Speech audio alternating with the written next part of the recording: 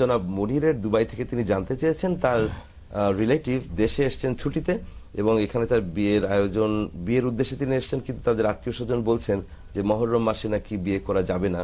এই বিষয়টির সমাধান কি হতে পারে? আসুন আমরা জেনে নিই ডক্টর মনজুর ইলাহির কাছ থেকে। জি, আসলে মুহররম মাস সম্পর্কে যেটা আমরা হাদিসের মাধ্যমে জানি সেটি হচ্ছে রাসূলুল্লাহ সাল্লাল্লাহু আলাইহি ওয়াসাল্লাম বলেছেন আফদালুস সিয়ামি বা'দা রমাদান সিয়ামু শাহরিল মুহররম। মুহররম মাস হচ্ছে রমজানের পরে সিয়াম রাখার জন্য সবচেয়ে উত্তম। তার মানে আমরা বলতে পারি যে এটা একটা উত্তম মাস। তাছাড়া এটা আহাদুল আশহুরুল হুরুম, মানে সম্মানিত মাসগুলোর মধ্যে একটা উত্তম মাস। এই মাসে বিয়ে করা যাবে না, এই ধারণাটা সম্ভবত এসেছে হোসেন রাদিয়াল্লাহু তাআলা আনহুর শাহাদাতের ঘটনাকে উপলক্ষ করে। সেটা তো আসলে সেটার সাথে শরিয়ার এরকম কোনো রিলেশন নেই যে শোকের কারণে সেটা বিয়ে করা যাবে না। বরং আমরা যে হাদিসের দৃষ্টিতে যে জিনিসটা জানলাম তাতে স্পষ্ট হয় আমাদের কাছে যে এটি একটি অতি উত্তম সময়, যে কোনো ভালো উপলক্ষ এই মাসে সাধন করা যেতে পারে।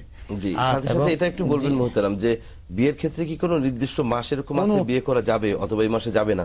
শুধু কেউ যদি ইহরাম অবস্থায় থাকে, অনেক ওলামা, জমহুর ওলামাদের মতে, অধিকাংশ ওলামাদের মতে, তখন বিয়ে করা যাবে না। এছাড়া আর কোনো সময় নেই, কোনো লক্ষণ কুলক্ষণ শুভক্ষণ অশুভক্ষণ এমন কিছু নির্ধারণ করাটা এটা শরিয়া বিরোধী। বিষয়টি আমরা আর যারা মুহররম মাসকে মনে করেন যে বিয়ে করার জন্য এটা শুভ নয়, অশুভ, তারা এটা শিরক এবং শরিয়ার মধ্যে তিনি বড় ধরনের একটা মানে অন্যায় আচরণ করেছেন, ফাসাদ সৃষ্টি করেছেন।